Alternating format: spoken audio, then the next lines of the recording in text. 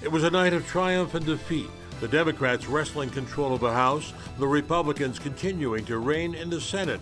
And here in New York, Democrats will now rule the state Senate. Our panel of political experts will flush out what it all means. Plus, the Veterans Day Parade and a discussion about the plight of today's veterans. Now, from 42nd and 2nd, this is Pix 11 News Close-Up with Marvin Scott. Good morning, everyone. So finally, you've reached a weekend to relax, enjoy your favorite football game, or even the Veterans Day Parade, which will be seen here at 11 o'clock this morning. Without politicians shouting in your ear this weekend, yes, the midterm elections have passed, and by now, you know there were some stunning results both nationally and here in New York. Democrats, they did win control of the House of Representatives, and that could throw a roadblock in front of President Trump's future agenda. But he does retain the majority in the Senate, even picking up a few more seats than he had before. It was also an election that saw a record number of women elected to Congress. Here in New York, Governor Cuomo got his third term, and Democrats wrested control of the state Senate for the first time in nearly a decade. So what does it all mean now going forward? Here to answer is our panel of experts and analysts, Democratic strategist Hank Scheinkoff, also Republican analyst Chapin Fay with the Mercury Group, and political analyst George Spadoro, former mayor of Edison, New Jersey, former member of the state legislature, currently a partner at CSG Law. Thanks for coming in. Now, many people expected this to be a referendum on President Trump. Well, let's take a look how he viewed the results. I think the results that I've learned and maybe confirmed, I think people like me. I think people like the job I'm doing, frankly. So, do you agree? Was it a victory or a repudiation, the results of that election? Well, I don't think it was either. I think that the Democrats did what they historically had to do, which a minimum of what they had to do, which was take the House with a smaller majority than the Republicans had prior to that. And the Republicans expanded their majority in the Senate. So I think it's a reconfirmation of what happened in 2016, where you have a very divided country of, urban population centers and the rest of the country. Hank? It is a battle between the urban centers, and Chapin is right, and the rest of the country. It's going to get more intense. What happened in Texas, for example, is an indication of the growth of the cities in Texas. I think soon San Antonio will surpass Chicago as the third largest city in the country. So as you have more urbanization in a place like Texas, you're going to have more Democratic voting. And where you have less urbanization, you're going to have more Republican voting. That's why the Senate worked out the way it did. As to the House, well, significant, and the president is not being entirely truthful. It is a referendum on him where those seats were picked up, especially among women. What do you think, George? I think that the turnover of the House is significant. I think that it sets up the stage for a really extraordinary 2 years leading up to the presidential elections. I think the president has to be worried about what the House is going to do. And candidly, the Democrats have an extraordinary opportunity, but also there's great risk. The president can portray himself as a victim of an overactive Congress leading up to the 2020 elections. And ultimately, it could be the best thing that happened to him, but it's uncertain what's going to happen, and we have to wait and see how the Democrats are going to control their newfound power. Many of the red states flip to blue. Particularly, you have in New Jersey, I believe, you lost two of 5 Republican seats. In New York, they lost 3 of 9. So you see this trend all across the country. What is that message sending? What does it send? It sends that people are angry, and in midterm elections, they tend to vote in significant numbers for the candidates of the party out of power. So there's nothing new here in that way. What is instructive, though, is the number of women and minority people who were elected to Congress. And the turnout. And the turnout was very, very high, which is good news for democracy. But the bad news for the Republicans is suburban women. Look at the numbers in the House of Representatives. That's where they have a real problem. Totally agree with what Hank said. But I will say, this is New Jersey and New York. I mean, some of those seats shouldn't have been held in the first place by Republicans. And I think that, there was more of a blue ripple across the nation, but there was certainly a blue tidal wave in New York and in New Jersey. And I think it's the demographics and the shifting demographics. Turnout was incredibly high. The governor got, a significant increase in vote share, but so did the Republican candidate who spent virtually no money. He also got 400,000 or so more votes than the last two gubernatorial elections for the Republican candidate. So there was excitement on both sides, but in New York it doesn't necessarily matter because of the voter registration imbalance. I think that, in New Jersey, by the way, it was actually 4 of 5 have flipped from Republican to Democrat. And I think in the metropolitan area, these states that have relatively high state taxation, losing that ability to deduct state income taxes, I think has had a real effect on the electorate. And I think it's shown up in any state that has a decent size income tax on those residents, because they now are at a disadvantage. And the so-called tax reform, which was supposed to be beneficial, maybe it wasn't so beneficial. Now, in New Jersey, there was a heavy campaign against the incumbent Bob Menendez, who Bob Buchanan had spent like $24 to $30 million on the hate commercials featuring his 2 trials on corruption. Yet he won in a state where there was mostly discontent with the president. Was that an anti-Trump vote? I think it clearly was. I mean, look, Bob has been an excellent senator. He did have some serious difficulties over the past few years, but that election was a decision by the electorate to elect a Democrat to avoid having another Trump supporter taking office. And the candidate tried to distance himself from Trump. In fact, Trump even said that he should have been more openly in support of me. I don't know that that would have worked. Right. Now, so does this election leave us still divided or less divided? This nation is more divided than it's ever been, and it's divided in very interesting ways.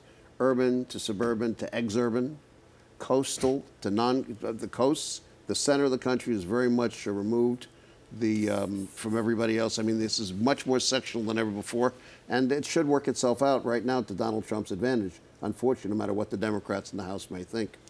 I think you'll see the mechanics of government also is going to reinforce what Hank just said. The House now has the power, the Democrats have the power in the House to investigate the president, virtually grind a lot of what the White House is doing to a halt just by virtue of the subpoena power. And I think that's probably their goal, has been their goal for 2 years. If you look back at to the Nixon era, you look at the Clinton investigations, you saw 2 different stories there. When Bill Clinton was being investigated, every time the Congress tried to go after him, his poll ratings actually benefited by that. And I think that that's going to be the ultimate discussion within the Democratic caucus in the Congress, which is what can we do and do it in a way that is perceived to be fair and professional.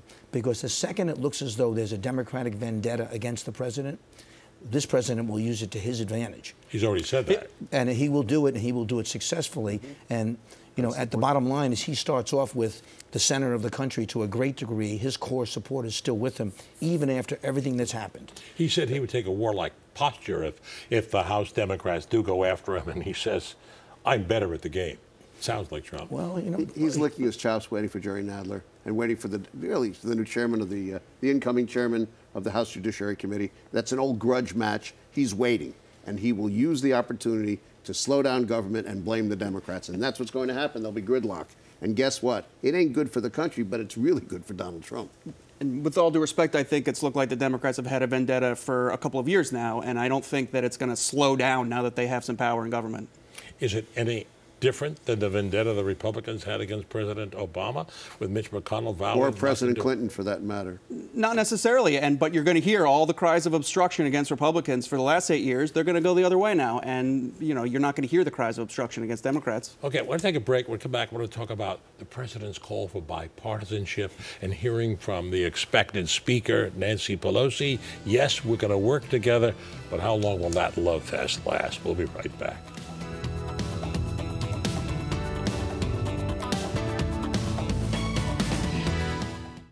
Back now with Hank Sheinkopf, Chapin Fay, and George Spadoro. Let's talk now about, first, do you expect there's some issue about whether Nancy Pelosi will emerge as the Speaker of the House? Do you expect that's going to happen, or is there going to be a lot of fighting against that?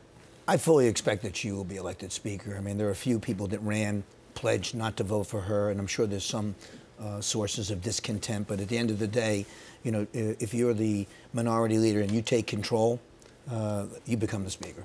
Okay, so president's called for bipartisanship, and Nancy Pelosi's come out with a big hug, says we're all going to work together, but how long will that love fest last?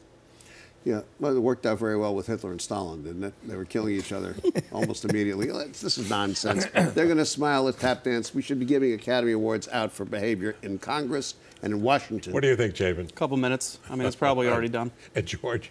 I think the president will attempt to pick a couple of issues and lay it on the Democrats to come up with legislation in support of those issues, whether it's infrastructure, investment, things of that sort. And the Congress probably will feel as though they have to respond. And so it's going to be an interesting process. I mean, we are, at the end of the day, we're leading up to a presidential. And so the dynamics here are a little different than they are in the first 3 years of the president's term. What about this talk of impeachment? Is that going to come about? Well, I'll get to impeachment in a second. I just don't think that what we've seen from the left so far is going to allow the Democrats to work with this president. I mean, even if it's a good idea, good for the country, I just don't see that they can do that. They're going to lose seats. They're going to, the left is going to, do what they do and be in Times Square marching. So I don't think they can. Impeachment, I agree with what my colleague said earlier.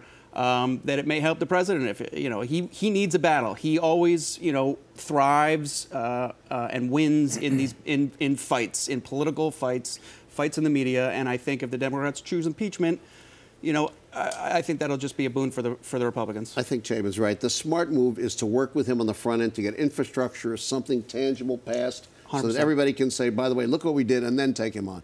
But if you have a frontal attack starting on day one, Trump wins that argument. It's just the way he functions. Right. And the press corps, by the way, will love the drama and write incessantly and cover that argument rather than anything tangible. But impeachment, just let me say one thing on impeachment. It's a serious issue. It's a real issue. There are a number of factual investigations, obviously, that Mueller has been performing over the last couple of years. The Congress has significant information already. They're going to use their subpoena power to secure more information. Depending on what the results are of the Mueller investigation, there's a chance that it could move forward. But the Democrats have to tread very, very carefully. If they move forward without real issues that are meaningful, it could boomerang big time. Mayor's right. No. There's talk that Mueller is the final stages, and he's preparing his final report. Let's talk about Jeff Sessions. Is it coincidental that the president fired him the day after the election? What do you think? Listen, he didn't want an attorney general. He wanted Tom Hagen from the Corleone family. He wanted somebody who would protect him rather than protect the United States of America. So he didn't get what he wanted, and he got rid of the problem, he thinks, But now he has one who really supports, who does not support the Mueller investigation. How is that going to impact it?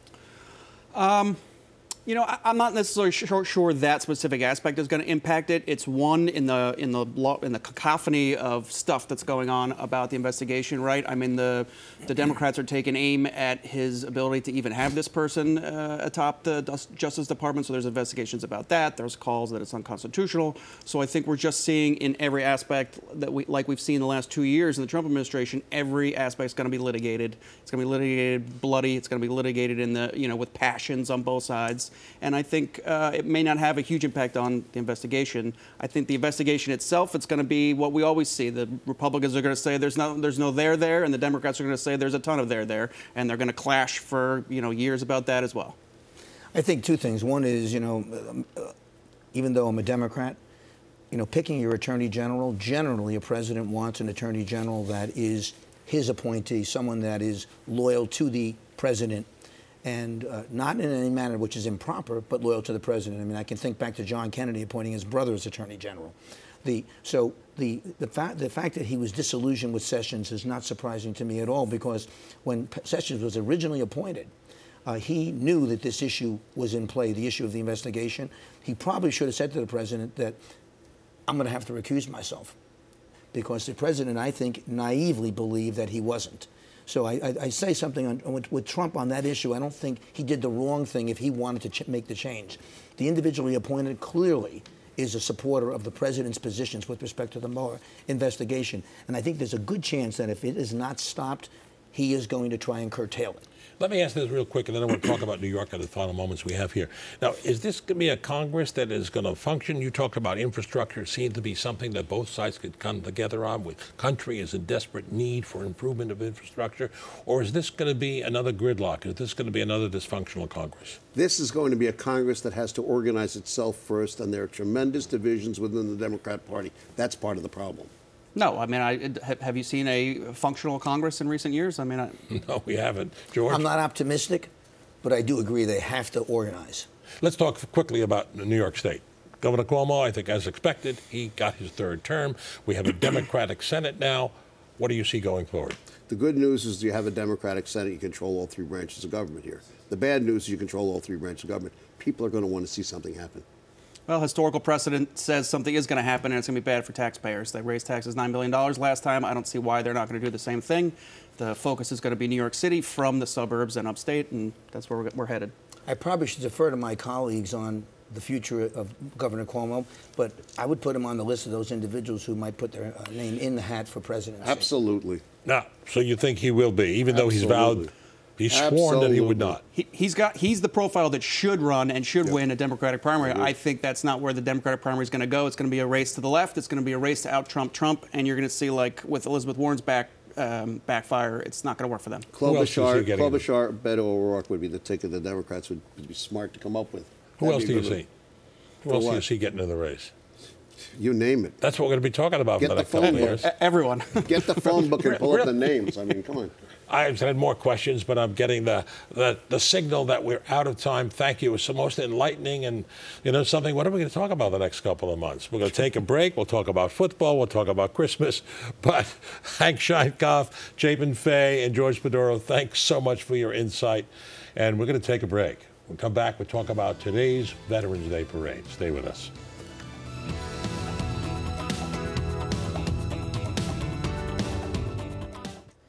It was exactly 100 years ago today, at the 11th hour of the 11th month, that the guns finally fell silent with the armistice that ended World War I.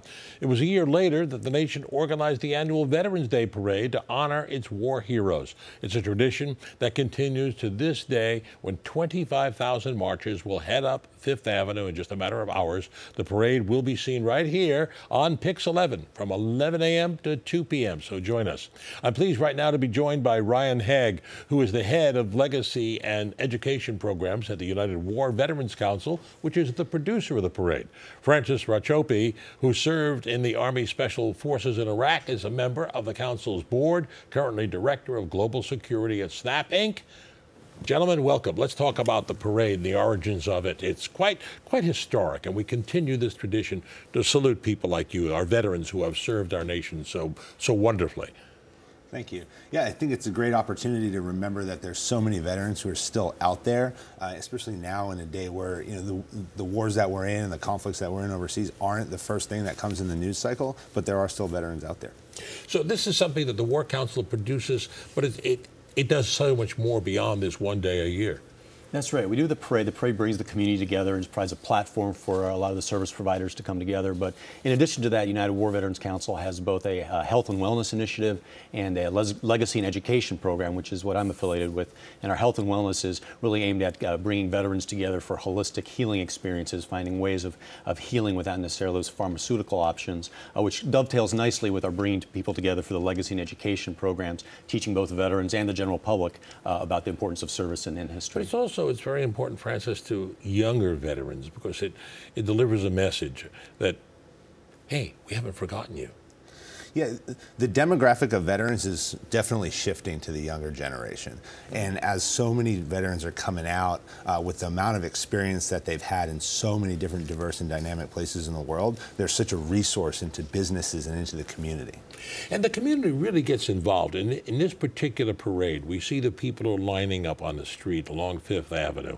And it's so heartwarming to hear them cheering and waving the American flag, to see that patriotic fervor at a time we see so much divisiveness in this nation. But we stand out there on the street in the cold chill and we wave the flag and we say, we're proud to be an American and thank you for defending our democracy.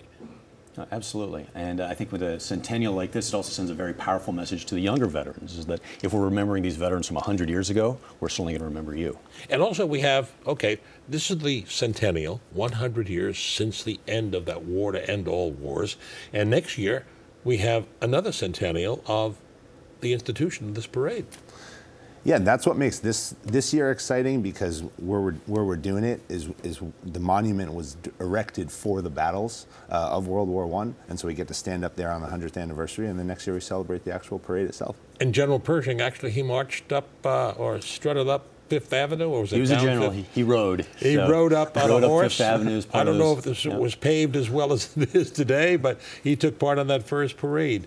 It really is remarkable to see the turnout. And I know I had 5 trips to Iraq and Afghanistan at Christmas to be with local troops. And the one message I came back with from them was they didn't want to be forgotten.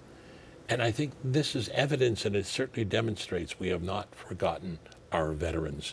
And many of them so sadly have paid the ultimate sacrifice to defend this nation.